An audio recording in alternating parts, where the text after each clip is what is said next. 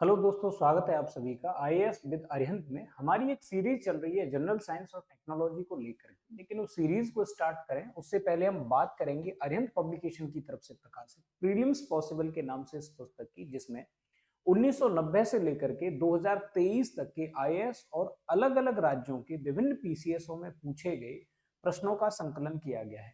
250 प्रश्न पत्रों को लेकर के उसके लगभग 3600 क्वेश्चनों को चैप्टर वाइज अरेंज किया गया है। हर एक चैप्टर को टॉपिकों में तोड़ा गया है और एक टॉपिक को जब स्टार्ट किया गया है इस पुस्तक में, तो उससे पहले कुछ शॉर्ट नोट्स या की नोट्स दे रखे हैं, जिनको पढ़ने के बाद अगर एमसीक्यू किए जाएं तो काफी सारी हेल्प मिलेगी।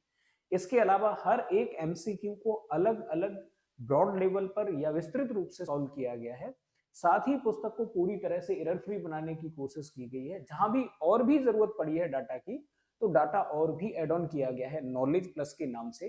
साथ ही हम लोग भी क्या करेंगे, जो जो हम इस सीरीज को आगे बढ़ाते जाएंगे, जहां जहां जरूरत पड़ेगी वहां पे ग्राफ, चार्ट या जो भी एक्स्ट्रा डाटा है उसको ऐड करते चले जाएंगे। तो ये पुस्तक आप जरूर खरीद लीजिए और उसी में डाटा आप ऐड ऑन करते चले जाइए। तो आप शुरू करते हैं अपनी सीरीज को। आज का जो हमारा टॉपिक है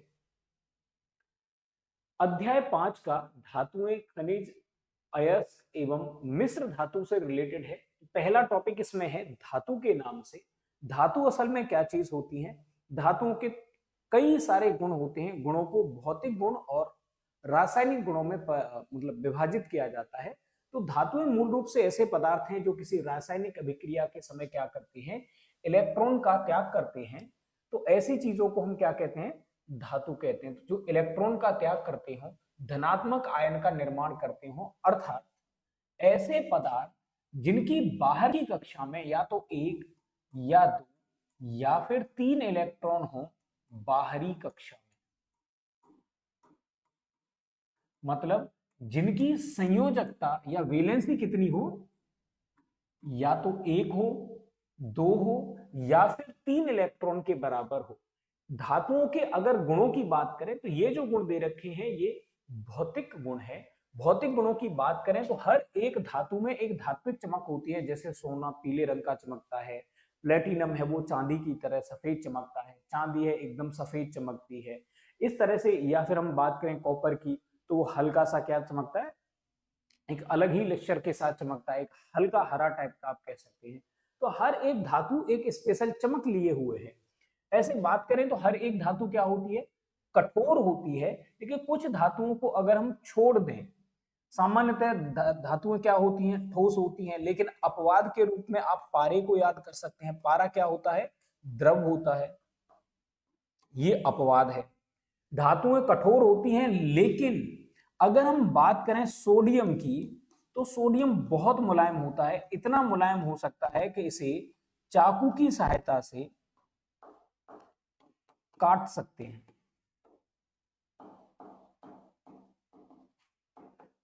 जैसे आप मक्खन को काटते हैं, इसको हाथ में लेकर के ऐसे मोड़ करके बड़े आराम से गीली मिट्टी की तरह तोड़ा फोड़ा जा सकता है।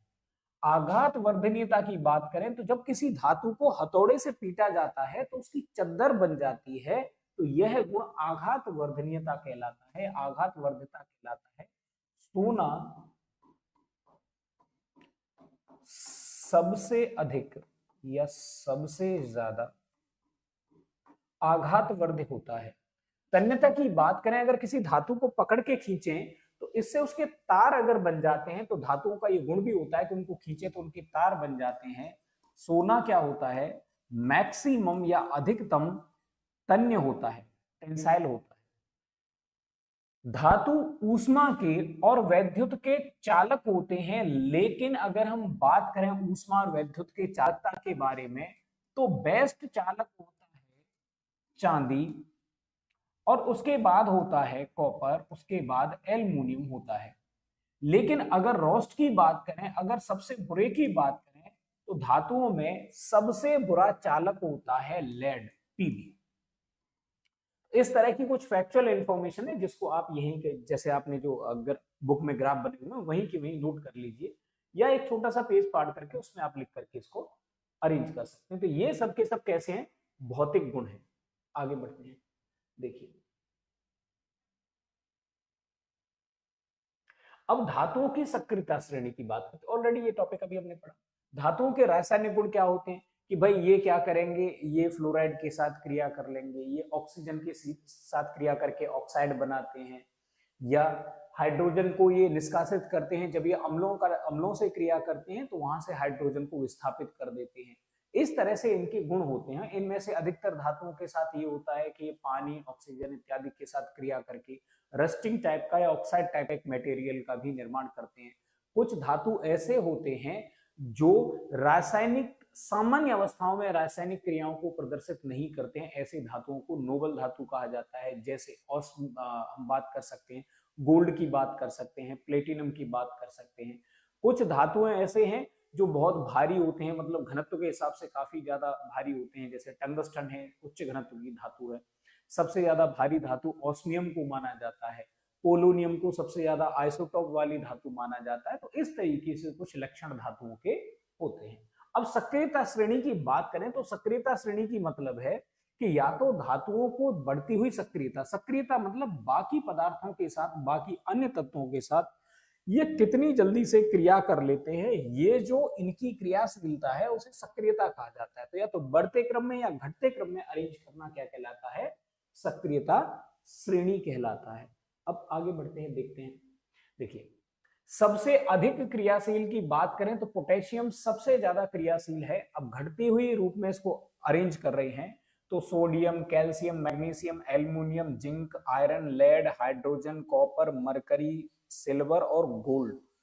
यहां पे आपको सबसे अधिक वाला याद रखना है, सबसे अधिक पोटेशियम, उससे कम सोडियम, उससे कम कैल्शियम है। और अगर हम बात करें सबसे कम अभिक्रियाशील की, जो नॉर्मली क्रिया नहीं करता है, वो क्या है, गोल्ड है। इसीलिए इसको नोबल मेटल भी कहा जाता है। अब देखिए, आते हैं हम अपना क्वेश्चन करते हैं। यहाँ पे पूछ रहे हैं सबसे भारी धातु है। अब भारी धातु जब यहाँ पे बोला जा रहा है तो देखिए, भारी धातु बोला जा रहा है यहाँ पे इसके हिसाब से कि किसकी डेंसिटी ज्यादा है। तो पारा हमको द्रव रूप में मिलता जरूर है, लेकिन इसका जो घनत्व होता है वो 13.6 होता है, जो काफी ज्यादा है। लोहा हुआ, चांदी हुआ, इस तरह की धातुएं इस पे क्या होती हैं, तैरती हैं। जबकि सोना हो गया, प्लेटिनम हो गया, ये क्या होती हैं, डूब जाती हैं। अब आर्किमिडीज वाले तैरने के नियमों को या प्लवन के नियमों को देखते हैं तो जिनका घनत्व ज्यादा होता है वो चीजें डूब जाएंगी, जिनका घनत्व कम होता है वो तैरती रहेंगी। भले ये लिक्विड है तो उस चक्कर में नहीं पड़ना है हमको कि तरल है तो इसका मतलब इसका घनत्व कम होगा। लेकिन ये जो पूरी सीरीज दी गई है इसमें प्लेटिनम का घनत्व सबसे ज्यादा होता है। ये फैक्चुअल इंफॉर्मेशन बेस्ड क्वेश्चन है, तो इनका डाटा आपको थोड़ा सा रटना पड़ेगा। हाँ, इतना नहीं रटना है कि एकदम से आप घनत्व रटने लग जाएं कि इसका घनत्व इतना होता है, चांदी का इतना होता है, सोने का इतना। तो सब धातुओं के अलग अलग घनत्व होंगे और हर किसी को याद रख पाना पॉसिबल नहीं है। बस आप इतना याद रखिए कि प्लेटिनम का जो घनत्व है वो सोने से ज्यादा है, सोने से जो कम घनत्व है वो पारे का है, और पारे से कम घनत्व किसका है, चांदी का है। बस हम यहाँ पे ये लिख सकते हैं कि पीटी घनत्व के हिसाब से, इसके बाद औरम या गोल्ड, इसके बाद Hg या मरकरी, और इसके बाद है हमारा Ag या फिर सिल्वर। ठीक है, इस तरीके से इसको अरेंज किया जा सकता है। आगे बढ़ते हैं। बस हम हमारे जो इस क्वेश्चन से याद करने वाली चीज है वो ये है, घनत्व का क्रम।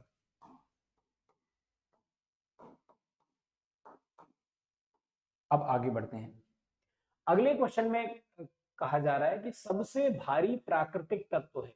यहां ये जो भारी वर्ड है, देखिए हिंदी में क्या है, बस थोड़ी सी यहाँ पे एक ग्लिच कह सकते हैं, थोड़ी समस्या कह सकते हैं। कई बार क्या होता है कि जब आप इंग्लिश में इसका वर्ड देखेंगे तो कुछ और दिया होता है। यहाँ पे भारी का मतलब है एटमिक मास से। नेचर में जो सबसे लास्ट एलिमेंट पाया जाता है, तो जो आवर्त सारणी है जहां पे सारे तत्वों को अरेंज किया गया है, आवर्त सारणी में 118 तत्व हैं टोटल।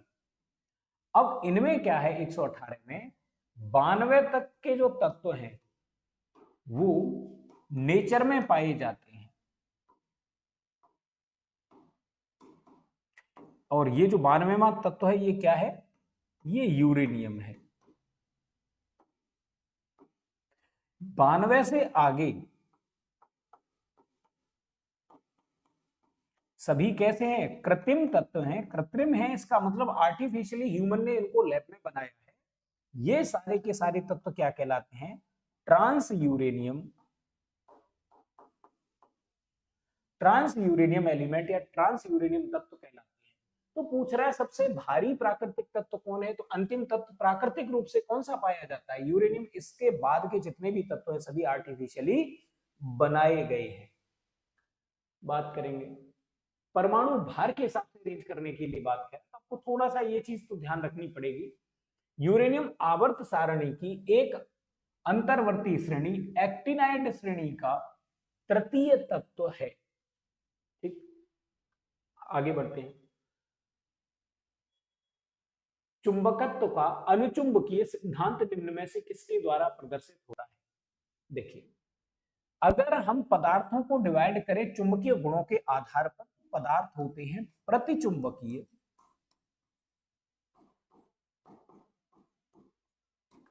अनुचुंबकीय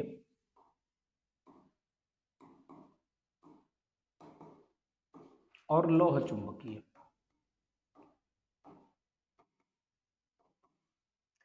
प्रतिचुंबकीय हैं जो क्या करते हैं? ये अगेंस्ट होते हैं, मतलब ये विपरीत दिशा में थोड़ा भागते हैं, चुंबक के पास लाएंगे तो दूर रखने की कोशिश करेंगे। ये क्या करते हैं? ये समदिश होते हैं। और ये क्या होते हैं? ये अत्यधिक चुंबकित हो जाते हैं। इसमें सिर्फ 3 एलिमेंट को रखा गया है, लोहा, निकिल और कोबाल्ट। ये 3 ऐसे हैं कि चुंबक के पास लाते ही इनमें चुंबकीय गुण बहुत ज्यादा एक्टिव हो जाता है। अनुचुंबकीय की बात करें तो प्लेटिनम क्या है? एक अनुचुंबकीय पदार्थ है, ऐसा पदार्थ जो चुंबक के पास रखने पर चुंबक की तरफ थोड़ा सा अट्रैक्ट होता है। प्रतिचुंबकीय पदार्थ में जैसे हम रखेंगे यहाँ पे Hg को, ये ऐसे पदार्थ होते हैं जो विपरीत दिशा में भागने की कोशिश करते हैं। तो यहाँ पे जो हमारा आंसर हो जाएगा वो प्लेटिनम हो जाएगा।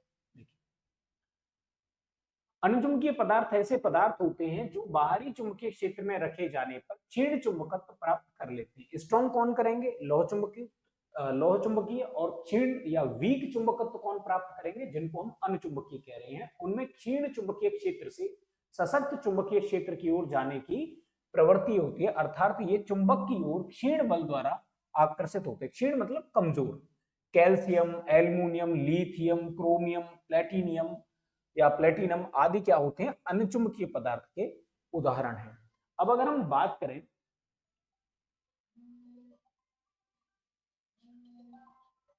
एक मिनट,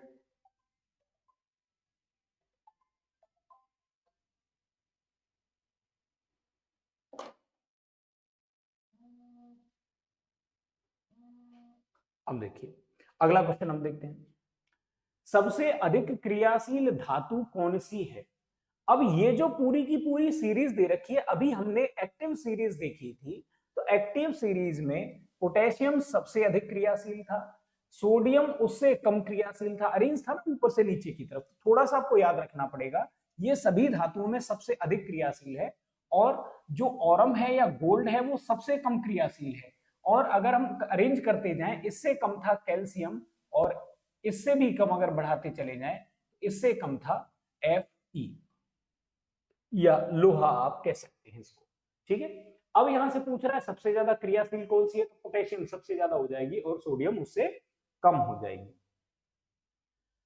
चलिए, ये ऑलरेडी हमने देख लिया है। क्रम आप याद रखिए, बस वो टेबल आप थोड़ा सा एक दो बार जब रिवाइज करेंगे तो आपके माइंड में वो पूरी तरह से बैठ जाएगी, उसमें ऐसा कोई बहुत बड़ी बात नहीं है याद करना। निम्नलिखित धातु युग्मों में से किस एक में क्रमशः सबसे हल्की धातु और सबसे भारी धातु की बात यहाँ पे करी जा रही है? देखिए, जो पहला तत्व है वो है हाइड्रोजन।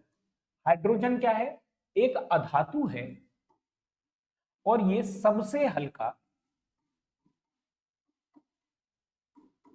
तत्व है। अगर आपसे पूछे सबसे हल्की अधातु कौन सी है, सबसे हल्का तत्व कौन सा है, तो हाइड्रोजन है। इसके बाद बात आती है तो हीलियम है जिसका नंबर 2 है, ये भी एक अधातु है और ये क्या कर बनाता है, ये दूसरा सबसे हल्का तत्व है।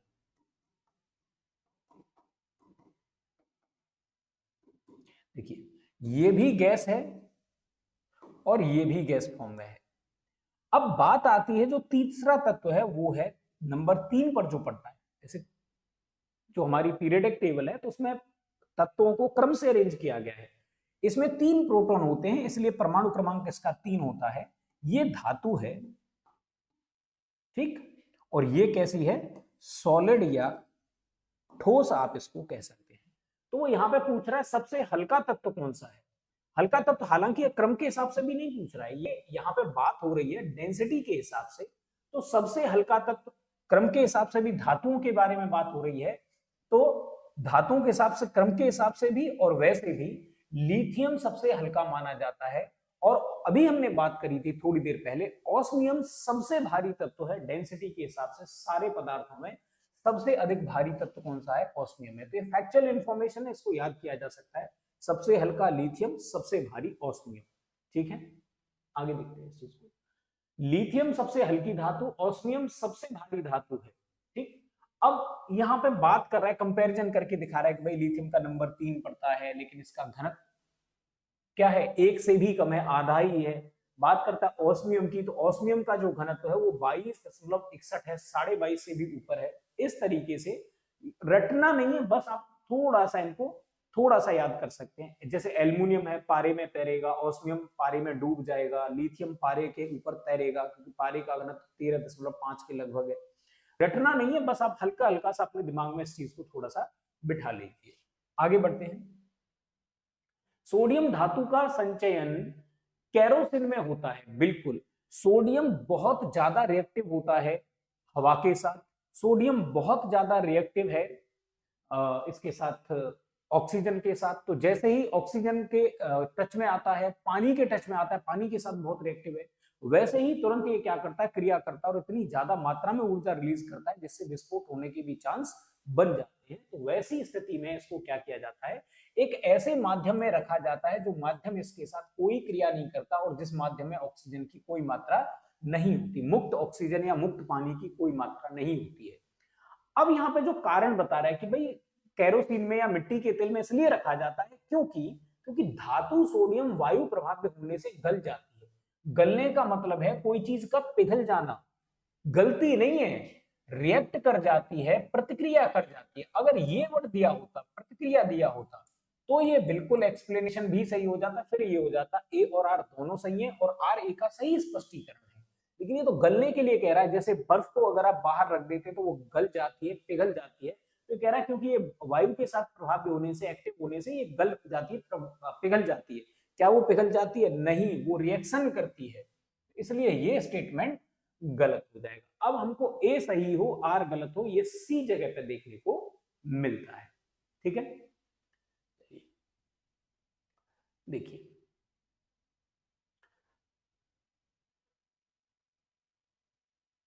यह मुक्त अवस्था में नहीं रखी जा सकती क्योंकि ये क्या है, अत्यंत क्रियाशील है, अत्यंत सक्रिय है। इसको मिट्टी के तेल में रखा जाता है। हवा में खुला रखने पर यह ऑक्सीजन से क्रिया कर लेती है और ऑक्साइड बनाती है। सोडियम धातु की जल से अधिक बंधता होती है, मतलब तुरंत रिएक्ट करती है। यह जल से प्रतिक्रिया करके हाइड्रोजन और ऊष्मा की पर्याप्त मात्रा उत्पन्न करती है। इस ऊष्मा से हाइड्रोजन गैस में आग लग जाती है और एक विस्फोट जैसा हमको महसूस होता है।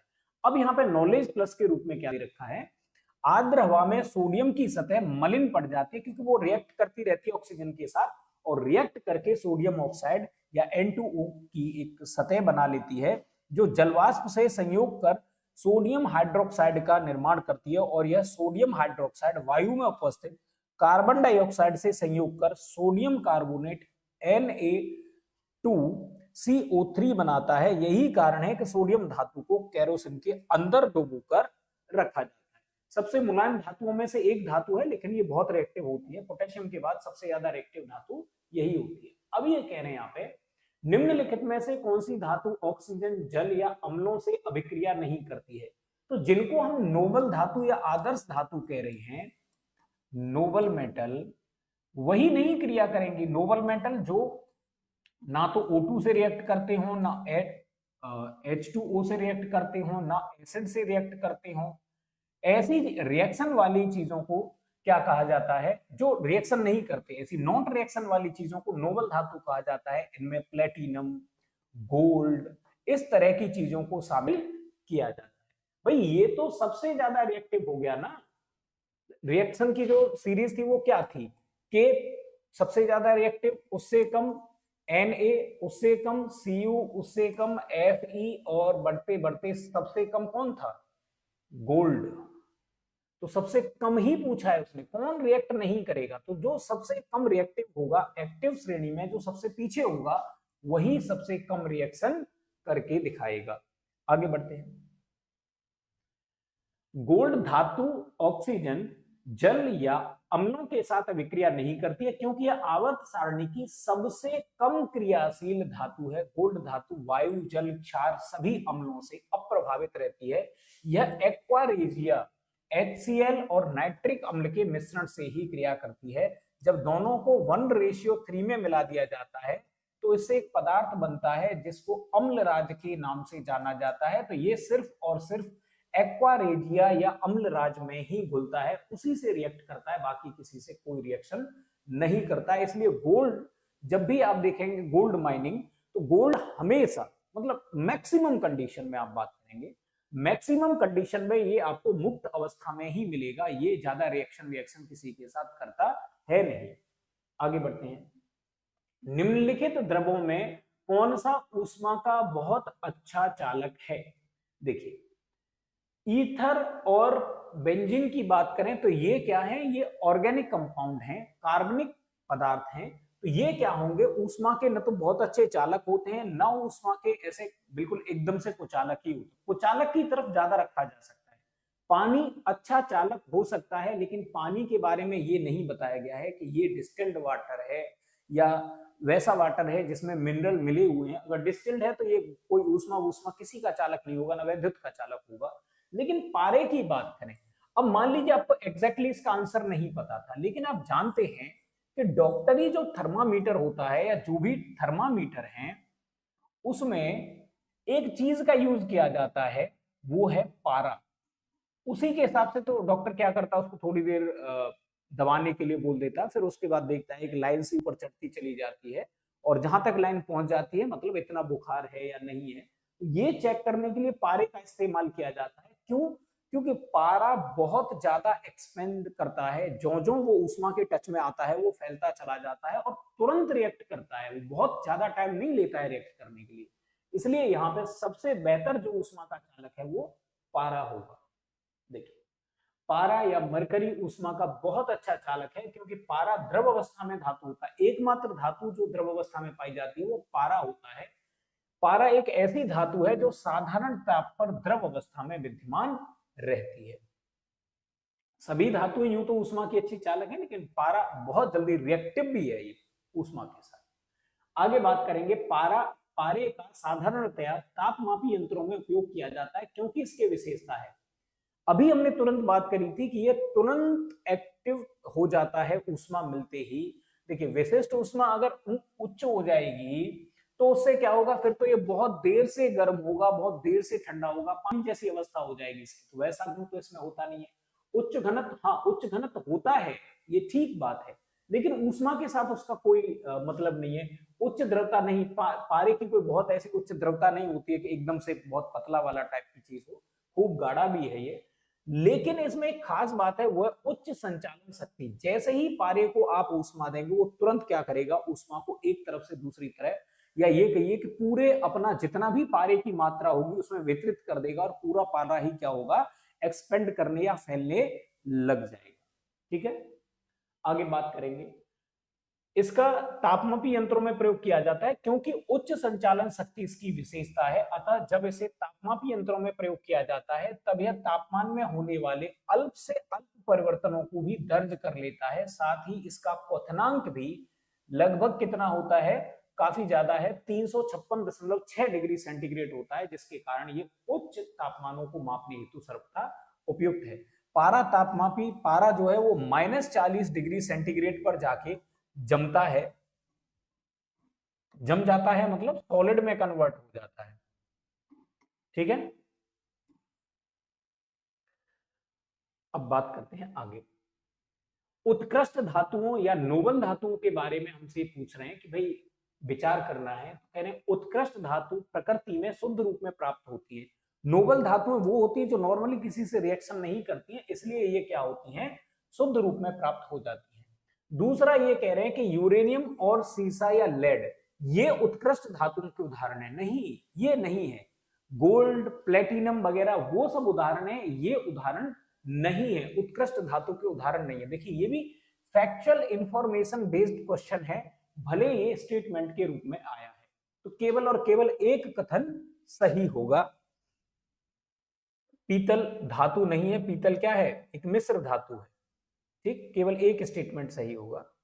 ओके, उत्कृष्ट धातुओं के संदर्भ में एक कथन सही है, क्योंकि ये क्या होती है, प्रकृति में शुद्ध रूप में प्राप्त हो जाती है। ये अक्रियाशील होती हैं और अन्य तत्वों के साथ संयोजन से यौगिकों का निर्माण नहीं करती हैं। दूसरा स्टेटमेंट इसलिए सही नहीं है क्योंकि उत्कृष्ट धातुओं में सोना, प्लेटिनम, रेडियम, इरिडियम, रूथेनियम और ऑस्मियम और क्या है, पैलेडियम को शामिल किया जाता है। यूरेनियम और सीसा ये सामान्य धातु हैं, ये उत्कृष्ट धातु के उदाहरण नहीं है। हाँ, ये बात है। रेडियम क्या है, सॉरी यूरेनियम क्या है, ये एक रेडियो सक्रिय धातु है। रेडियो सक्रिय धातु है और ये क्या है, अंतिम उत्पाद। कोई भी रेडियो सक्रिय धातु हो, धीरे धीरे उसमें से अल्फा बीटा निकलते रहेंगे, उसका क्षय होता रहेगा होता रहेगा, तो सबसे एंड में जो चीज बचेगी वो क्या होगा, सीसा होगा, या आप ये कह सकते हैं सबसे स्थायी प्रकृति का क्या होता है, सीसा होता है। अब बात करें हम यूरेनियम वाले की, तो देखिए ये रेडियो एक्टिव है और इसका प्रयोग कहां पे किया जाता है, नाभिकीय ईंधन में इसका प्रयोग किया जाता है। क्योंकि ये नाभिकीय ईंधन है इसलिए इसे शांतकी धातु के नाम से भी जानते हैं, क्योंकि परमाणु बम बनाने के लिए इसी से प्लूटोनियम बनाया जाता है, उसको शांति की धातु भी कहा जाता है। पीले रंग का दिखता है इसलिए इसे येलो केक भी कहा जाता है। ठीक है, आगे बढ़ते हैं।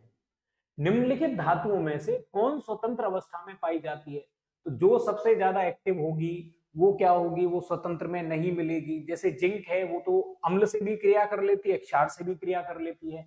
एल्युमिनियम है वो भी एक्टिव है, क्रोमियम है वो भी खूब एक्टिव है। लेकिन गोल्ड है ये कैसी धातु है, ये ऐसी धातु है, अभी हमने पढ़ा था, ये ऐसी धातु है, चाहे गोल्ड हो, प्लेटिनम हो, रेडियम हो, इरिडियम, रुथेनियम, ऑस्मियम और पैलेडियम, ये ऐसी धातु है जो सामान्य रूप से कोई क्रिया नहीं दिखाती हैं। तो यहाँ पे कह रहा है कि कौन स्वतंत्र अवस्था में होगा, वो धातु स्वतंत्र अवस्था में होगी जो कोई रिएक्शन नहीं दिखाती है, और ऐसी धातु गोल्ड है, क्योंकि ये सबसे कम एक्टिव होती है।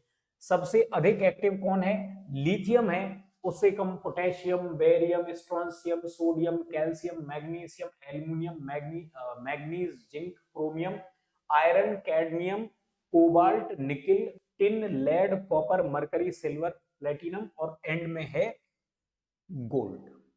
गोल्ड सबसे कम रिएक्टिव है। तो दो चीजों को याद रखिए, लिथियम सबसे एक्टिव और गोल्ड सबसे कम रिएक्टिव है। पूछ रहा है कौन स्वतंत्र अवस्था में होगा, तो गोल्ड होगा, क्योंकि किसी के साथ कोई रिएक्शन नहीं करता है। शुद्ध सोना कितने कैरेट का होता है, देखिए 24 कैरेट का होता है शुद्धतम, कोई और इंप्योरिटी नहीं होगी इसमें, 100% गोल्ड होगा। लेकिन ये होता क्या है, अत्यधिक मुलायम होता है। तो ऐसी अवस्था में इसके आभूषण बनाना बड़ा मुश्किल हो जाता है, इसलिए 24 कैरेट में क्या कर दिया, जैसे हमने 22 कैरेट कर लिया तो रखेंगे अभी भी 24 ही, लेकिन इसमें दो हिस्से क्या कर देंगे, मिलावट कर देंगे। अब मिलावट से क्या हो जाएगा, ये थोड़ा सा कठोर हो जाएगा। जो जो मिलावट हमारी बढ़ती चली जाएगी, मान लीजिए यहां 4 कर दिया और कठोर, अब इसकी वजह से क्या हो जाता है, जो आभूषण है वो काफी ज्यादा टिकाऊ बन जाते हैं, काफी ज्यादा हार्ड बन जाते हैं, इसलिए गोल्ड में मिलावट करी जाती है। तो कह रहे हैं शुद्ध सोना कितने कैरेट का होता है, तो वो होता है 24 कैरेट का। आगे बढ़ते हैं। सोने की शुद्धता डिग्री अथवा कैरेट में मापी जाती है। विशुद्ध सोना 24 कैरेट का होता है। क्योंकि ये बहुत मुलायम होता है इसलिए इसका प्रयोग आभूषण बनाने के लिए नहीं किया जाता। आभूषण बनाने के लिए 10 से लेके 22 कैरेट तक का सोना अच्छा माना जाता है। 24 कैरेट का सोना इतना मुलायम होगा कि जैसे ही उसको आप कहीं टच कर देंगे, थोड़ा भी अगर दबाव बनेगा तो तुरंत मुड़ जाएगा। आगे बात करते हैं, कौन सी कठोरतम धातु है। सोना तो बहुत मुलायम है, प्लेटिनम, लोहा, लेकिन अगर हम टंगस्टन की बात करें तो ये जो ग्रुप दिया हुआ है इसमें टंगस्टन क्या हो जाएगी, कठोरतम हो जाएगी। टंगस्टन एक भारी धातु भी है और इस ग्रुप में कठोरतम भी है। ये एक भारी धातु भी है, मतलब इसका जो घनत्व है वो काफी ज्यादा है। इसका प्रयोग किया जाता है एक्सरेज बनाने में। जब कैथोड किरण या इलेक्ट्रॉनों की टक्कर टंगस्टन से कराई जाती है तो एक्सरेज की उत्पत्ति होती है। टंगस्टन का प्रयोग किया जाता है बल्ब में, बल्ब का फिलामेंट बनाने में इसका प्रयोग किया जाता है। तो ये 2-3 पॉइंट टंगस्टन के बारे में आप याद कर सकते हैं। आगे बढ़ते, टंगस्टन कठोरतम धातु है। अब इसके लिए जो टेस्ट होता है रॉकवेल हार्डनेस परीक्षण। अब ये क्या कर लीजिए, इसको अंडरलाइन कर लीजिए, धातुओं की कठोरता मापने के लिए रॉकवेल हार्डनेस परीक्षण किया जाता है। ये फैक्ट है रटने का। अब यहाँ पे जो टंगस्टन की बात करें तो ये 7.5 हार्डनेस दिखाती है। बाकी सभी धातुएं देखेंगे इससे कम दिखा रही हैं। प्लेटिनम है वो भी 4.5 पर आके रुक जाता है। तो बाकी सभी धातुएं क्या है, जैसे लोहा है वो भी 4.5 है। अगर हम बात करें टंगस्टन के अलावा तो टाइटेनियम दूसरे नंबर की सबसे हार्ड धातु में आता है। ठीक है, निम्नलिखित में से क्या जल से हल्का होता है। अगर कोई चीज का घनत्व जल से कम है तो इसका मतलब वो चीज तैर जाएगी।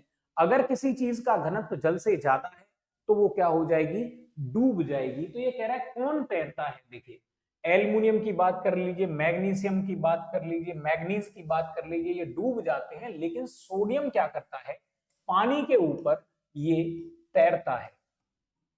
इसका मतलब क्या है, हल्का होगा। इसके साथ साथ ये क्या होता है, मुलायम होता है। और ये क्या होता है, अति सक्रिय होता है। और ये वैसे अगर काम देखें इसके तो ये क्या करता है, NaCl निर्माण। इसके साथ साथ ये क्या करता है, हमारी जो मांसपेशियों का संकुचन और विसंकुचन होता है उसको ये रेगुलेट करता है, या आप ये कह सकते हैं तंत्रिका रेगुलेशन में सहायक, रेगुलेशन में सहायक। ये इतने सारे काम करता है। एक जगह कहीं किनारे पर इसको आप नोट कर लीजिए। अब आगे बढ़ते हैं। सोडियम धातु जल से हल्की होती है क्योंकि सोडियम का जो रिलेटिव डेंसिटी है, आपेक्षिक घनत्व है, वो 0.97 ग्राम पर सेंटीमीटर होता है और पानी का होता है एग्जैक्टली 1। तो पानी से थोड़ा हल्का होता है। जल से हल्का होने के कारण यह जल पर तैरने लगता है। तो ये रट्टा नहीं मारना है कि इसका आपेक्षिक घनत्व क्या है। देखो इस तरह की इंफॉर्मेशन अगर पूछी नहीं जाती तो उसको रटने का कोई मतलब नहीं है। जितना आप इस तरह का एग्जैक्ट डाटा वाली चीजें रटेंगे उतनी ही ज्यादा आपकी भूलने की पॉसिबिलिटी बढ़ेगी। तो कंपैरेटिव स्टडी हमेशा करनी चाहिए।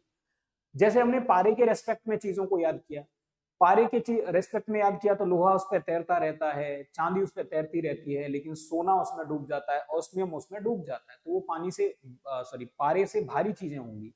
ऐसे जल के रेस्पेक्ट में याद कर लीजिए, लिथियम हुआ, सोडियम हुआ, ये क्या होते हैं, पानी पर ऊपर तैरते रहते हैं। बाकी और धातुओं की बात करें तो अधिकतर धातुएं क्या हो जाती है, पानी में डूब जाती हैं। पारा भले ही लिक्विड होता है लेकिन पानी में तुरंत डूब जाता है।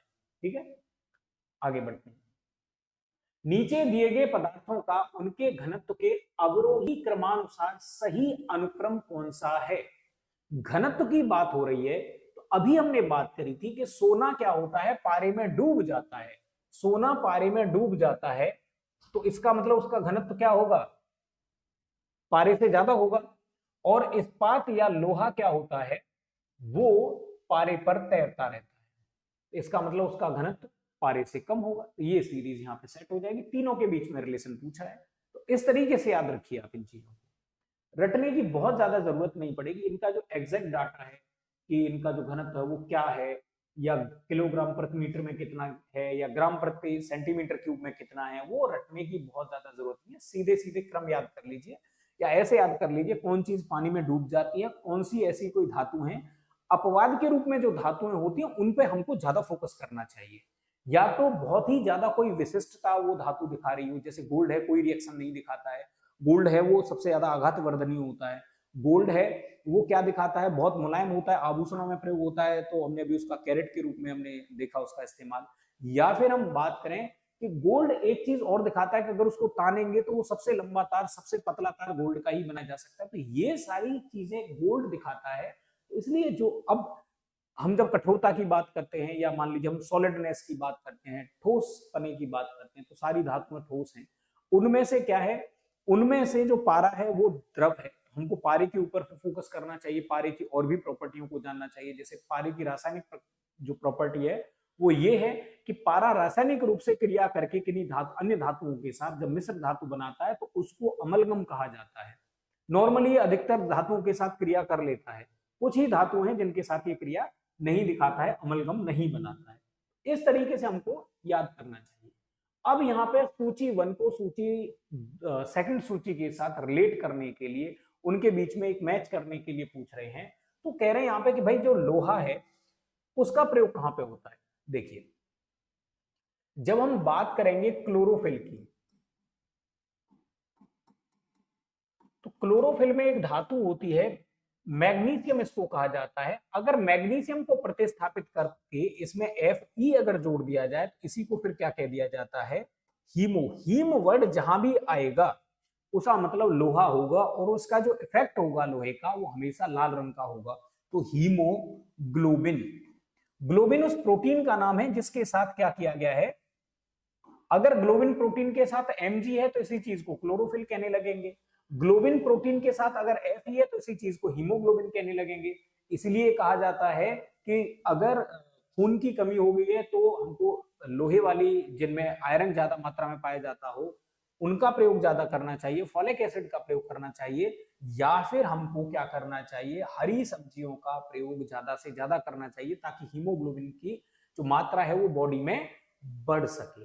तो लोहा कहां कनेक्ट करेगा, हीमोग्लोबिन के साथ। A3 में कहां बिलोंग करता है, यहां बिलोंग नहीं करता इसलिए ये गया, यहां बिलोंग नहीं करता इसलिए ये भी गया, यहां बिलोंग नहीं करता इसलिए ये भी गया, यहां बिलोंग करता है। बस एक ही डाटा के साथ आपका पूरा का पूरा क्वेश्चन सॉल्व हो गया। लेकिन बाकियों को हम करें तो देखिए, जब हम घर बनवाते हैं तो उसके ऊपर एक रॉड टाइप की लगा देते हैं, एक नुकीली कह सकते हैं छड़ लगा देते हैं। अगर बिजली गिरती है, कड़कती है बिजली बरसात के टाइम पे, तो अगर वो गिरती है तो पूरे घर पे अगर गिरेगी तो पूरा घर चटक जाएगा, नुकसान होने के चांस रहेंगे। लेकिन अगर हम एक अच्छा कंडक्टर कोई लगा देंगे तो पूरी विद्युत उसी में गिर जाएगी। फिर उसको क्या करेंगे, एक तार के द्वारा जमीन में कनेक्ट कर देंगे तो पूरा का पूरा करंट इस रॉड से होकर के तार में जाएगा और तार से होते हुए जमीन में निकल जाएगा। इससे घर को कोई नुकसान नहीं होगा। तो तांबे का प्रयोग किया जाता है तड़ित चालक के रूप में। चांदी का प्रयोग किया जाता है फोटोग्राफी में। आपको याद होगा हमने AgBr नाम से एक एलिमेंट पढ़ा था। AgBr वो एलिमेंट है जो धूप के प्रभाव में, प्रकाश के प्रभाव में क्या हो जाता है, काला पड़ जाता है। तो फोटोग्राफिक प्लेट पे हम एक लेप चढ़ाते हैं AgBr का। इसलिए चांदी का प्रयोग कहां पे हो रहा है, फोटोग्राफी में हो रहा है। अब बचा एक सीसा या लेड का प्रयोग। सीसा संचायक, इसका नाम ही सीसा संचायक सेल या सीसा संचायक बैटरी होता है। तो संचायक बैटरी होती है, उनमें लेड का प्रयोग किया जाता है।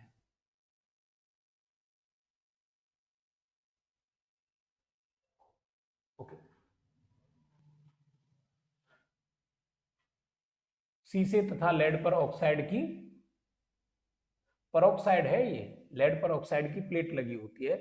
सिल्वर ब्रोमाइड के रूप में फोटोग्राफी में प्रयुक्त होती है। तांबे का उपयोग तड़ित चालक के रूप में किया जाता है और ये एक कंडक्टिंग डिवाइस के रूप में काम करता है। इस तरह से हीमोग्लोबिन का मतलब है पृष्ठवंशियों, जिनको कॉर्डेटा कहा जाता है।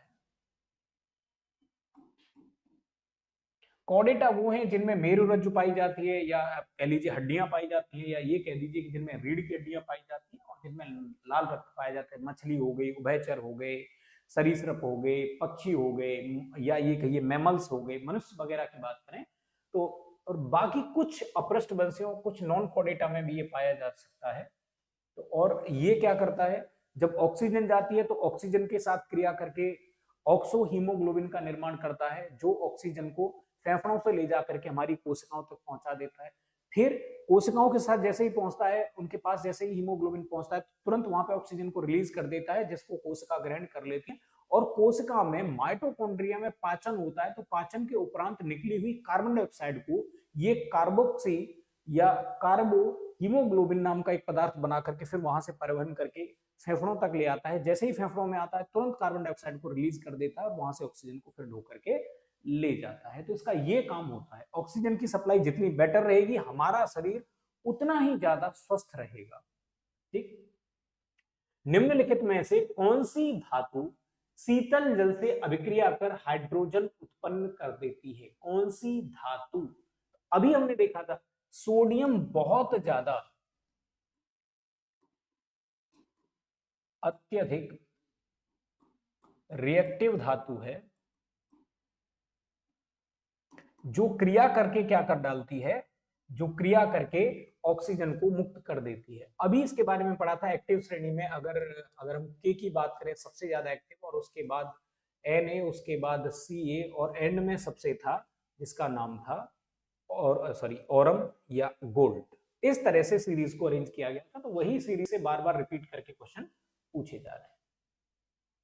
सोडियम धातु शीतल जल से अभिक्रिया कर हाइड्रोजन उत्पन्न करती है, क्योंकि क्षारीय धातुएं अत्यधिक सक्रिय धातुएं होती हैं। ये सभी तीव्रता या विस्फोटक से ठंडे जल से क्रिया करती हैं। ये धातुएं ठंडे जल से क्रिया करके हाइड्रोजन मुक्त करती हैं और ऊष्मा मुक्त करती हैं, जिससे हाइड्रोजन में गैस लग जाती है और एक विस्फोट जैसा, सॉरी, हाइड्रोजन जो गैस है उसमें आग लग जाती है और एक विस्फोट जैसा आपको महसूस होता है।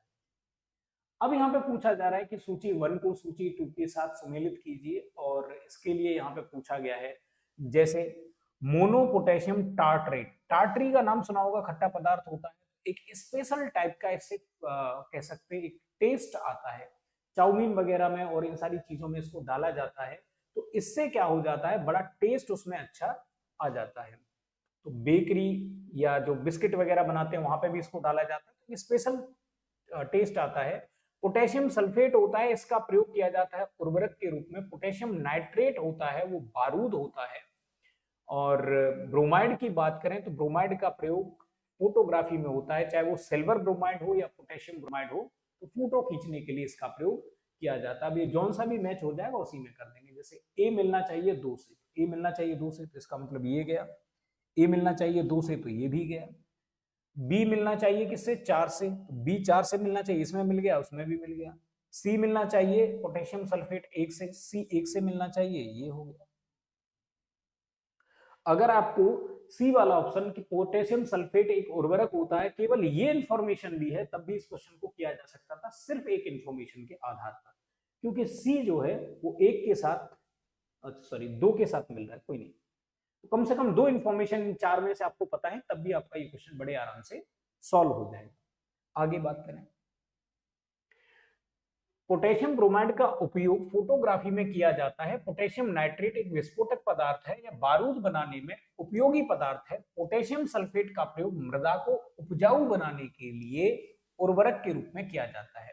मोनो पोटेशियम टार्टरेट की बात करें तो का उपयोग बेकरी उत्पाद जैसे ब्रेड बनाना हो गया या कोई बिस्किट बनाना हो गया, इस तरह केक बनाने इत्यादि के लिए इसका प्रयोग किया जाता है। पोटेशियम नाइट्रेट बारूद की हम बात करने में कार्बनिक पदार्थों के क्षय द्वारा बनता है। ये पोटेशियम एक संयोजी यौगिक बनाता है। पोटेशियम के पास एक अतिरिक्त इलेक्ट्रॉन होने के कारण इलेक्ट्रॉन त्यागने की प्रवृत्ति होती है। पोटेशियम ब्रोमाइड कास्टिक पोटास पर क्रमशः ब्रोमीन और आयोडीन की अभिक्रिया से प्राप्त होता है।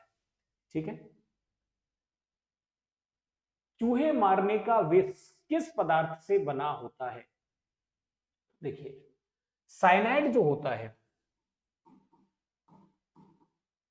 ये अपने आप में सामान्य तौर पर क्या करता है, जहर का काम करता है, और वो पोटेशियम का हो या फिर वो सोडियम का हो, इस तरह के जो साइनाइड होते हैं वो जहर का ही काम करते हैं। हालांकि मेथिल आइसोसाइनाइड है, ये एथिल आइसोसाइनाइड है, एथिल एल्कोहल है, ये शराब हो गया, ये दोनों के दोनों कैसे हैं, ऑर्गेनिक कंपाउंड है। ऑर्गेनिक कंपाउंड है, कम असर दिखाते हैं। ये कैसा है, इनऑर्गेनिक है, ये अपना असर ज्यादा दिखाता है। तो शुरुआत में चूहे मारने के लिए पोटेशियम साइनाइड का प्रयोग किया जाता था। इससे क्या हो जाता था, जैसे ही चूहे इसको खाते थे, आटे में मिलाकर के इसको रख दिया जाता था और इससे क्या हो जाती थी, तुरंत चूहों की डेथ हो जाती थी। वो आटा खाते थे और वो खत्म वहीं पे हो जाते थे। लेकिन इसका एक रिस्क ये भी था कि इसको कोई इंसान भी खा सकता था, तो उसको भी ये बहुत नुकसान पहुंचाएगा, क्योंकि इंसान को भी ये तो मार डालेगा, तो जहर के रूप में काम करता है। अब लेकिन हम क्या करते हैं, जिंक सल्फाइड का प्रयोग करते हैं चूहों को मारने के लिए। जिंक सल्फाइड क्या कर देता है, शरीर में पानी की बहुत ज्यादा कमी कर देता है, जिससे एकदम से प्यास ज्यादा लगती है।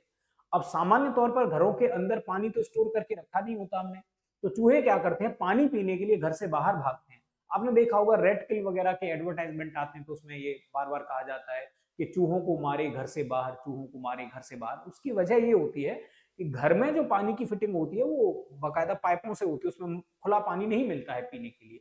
घर से बाहर नालियां होती हैं, तो चूहे क्या करते हैं, भाग भाग करके उन नालियों में जाते हैं। तो आजकल जिंक सल्फाइड का प्रयोग किया जा रहा है और मनुष्य के लिए वो उतना हानिकारक नहीं है। बहुत बहुत प्यास लगेगी, ठीक है, उल्टियां वगैरह हो जाएंगी, लेकिन दवा वगैरह दे करके बचाया जा सकता है। तो इसके द्वारा क्या हो रहा था, पोटेशियम साइनाइड के द्वारा बहुत सारे लोग भी इसको खा लेते थे, तो उनकी भी मृत्यु हो जाती। तो फिलहाल इसका प्रयोग बहुत कम किया जाता है, या सामान्य तौर पर गवर्नमेंट अब इसका प्रयोग नहीं करने देती है। ठीक है, अब आगे बढ़ते हैं। पोटेशियम साइनाइड का प्रयोग चूहे मारने के विष के रूप में किया जाता है। चूहे को मारने के विष का निर्माण पोटेशियम साइनाइड या जिंक फॉस्फाइड नामक रसायन से किया जाता है। यह यहाँ से लोग पानी पी रहे हैं, छोटा सा अगर स्रोत है, तो वहां से पानी जब पीते थे तो उसमें ये लाल दवा डलवा दिया करते थे। इससे कीड़े मकोड़े काफी हद तक इरेडिकेट हो जाते थे। लेकिन मनुष्यों के लिए कोई बहुत नुकसान की ये चीज नहीं है। ब्लीचिंग पाउडर रंग उड़ाने के काम आता है। सोडियम क्लोराइड की बात करें तो ये शाकनाशी है। शाकनाशी मतलब ये हर्बिसाइड है, और इसको आप ये कह सकते हैं कि ये क्या है, खरपतवार नाशक के रूप में भी काम करता है। ठीक है, देखिए पोटेशियम क्लोरेट NaClO3 शाकनाशी या हर्बिसाइड्स का उदाहरण है। इसका प्रयोग कृषि क्षेत्र में अवांछित खरपतवारों को नष्ट करने के लिए किया जाता है। खरपतवार वो चीज होती है, जैसे हमने गेहूं बोया, तो गेहूं के अलावा अन्य जितनी भी चीजें, जैसे बथुआ है या पार्थिनम है, इस तरह के जो पौधे उगाते हैं, जो खेत से जो हमारे आवश्यक तत्व हैं या खाद है, उसका उपयोग करके बढ़ते रहते हैं। अब ये पौधे के लिए कंपटीशन खड़ा कर देते हैं। पौधे के लिए, गेहूं के पौधे के लिए अगर इन्होंने कंपटीशन खड़ा कर दिया, तो पौधा क्या हो जाएगा, कमजोर पड़ जाएगा। जो जंगली प्रजातियां होती हैं वो तेजी से बढ़ती हैं, और जिन चीजों को फसल के रूप में बोया जाता है वो पौधे सामान्य तौर पर कमजोर होते हैं बाय नेचर। तो उससे बचने के लिए क्या किया जाता है, इस तरह के शाकनाशियों का छिड़काव कर दिया जाता है। तो ये सेलेक्टिव चीजों को क्या करता है, डिस्ट्रॉय कर देता है। आगे बढ़ते हैं। संक्षारण के उदाहरण है। संक्षारण का मतलब आप सीधे सीधे आप ये कह सकते हैं, धातु का क्षय होना। धातु का क्षय होना संक्षारण कहलाता है। इसे धातु की जंग या रस्टिंग के नाम से भी आप जान सकते हैं। अब बात करते हैं कि भाई किस किस धातु में जंग लगती है। तो अगर चांदी को खुला छोड़ दिया जाए तो वो क्या कर लेती है, हवा में उपस्थित हाइड्रोजन सल्फाइड के साथ क्रिया करके काले रंग की एक परत बना लेती है। मतलब ये सल्फर से क्रिया कर लेती है। इसलिए लोगों को मना किया जाता है कि चांदी की चम्मच के साथ कभी भी अंडे जैसी चीज नहीं खानी चाहिए, क्योंकि अंडा हो गया, लहसुन हो गया, इनमें काफी मात्रा में सल्फर उपस्थित हो गया होता है। और अगर उसको हम चांदी के साथ खाएंगे तो चांदी क्या कर लेगा, रिएक्ट करके सिल्वर सल्फाइड बना लेता है, जो स्वास्थ्य के लिए काफी हानिकारक हो सकता है। तांबे को अगर कुछ दिन के लिए हरा मतलब खुला छोड़ दें तो उस पर हरे रंग की एक परत बन जाती है। लोहे को अगर छोड़ दें तो भूरे रंग की या हल्के लाल रंग की एक परत जम जाती है।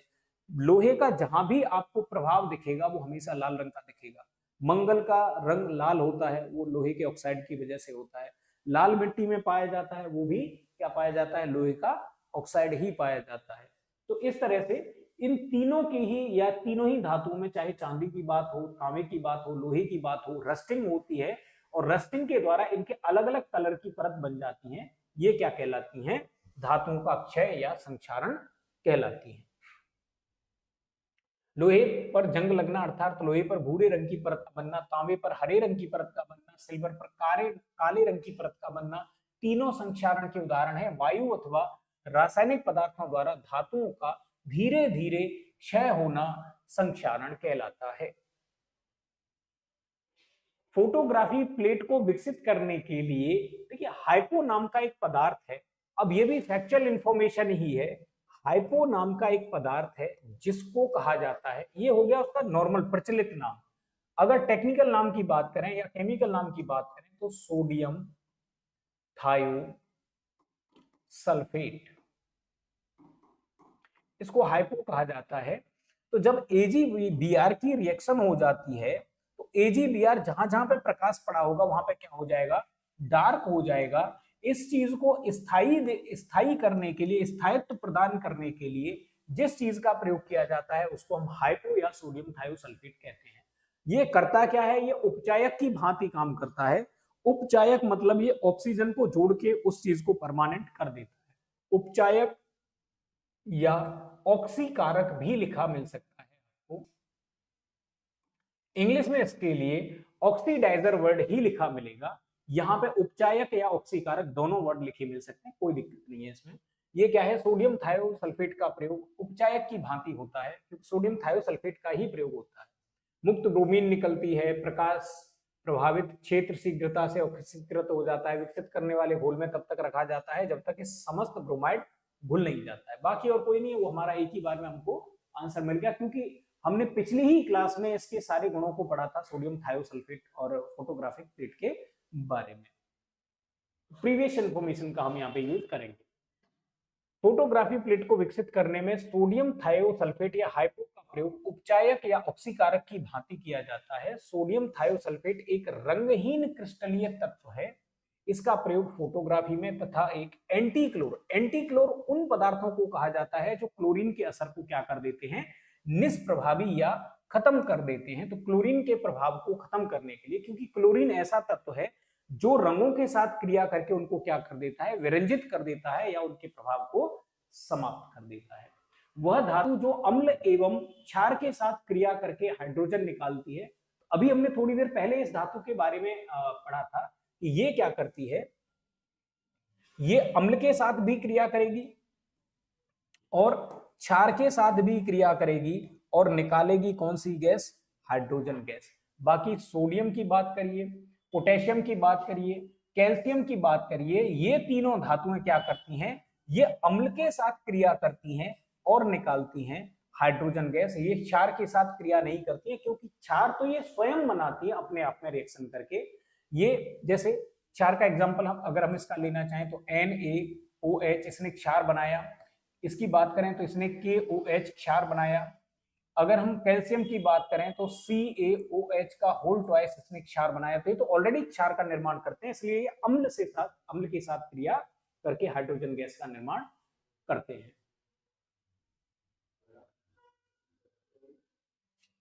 जिंक ही एकमात्र ऐसी धातु है जो दी हुई है ये धातु, इनमें जो क्षार के साथ अभिक्रिया करके हाइड्रोजन गैस उत्पन्न करती है। अन्य तीन धातुएं केवल क्षार में उपस्थित धातु को विस्थापित कर सकती हैं पर हाइड्रोजन व्युत्पन्न नहीं करती है क्योंकि स्वयं ही वो क्या करती है?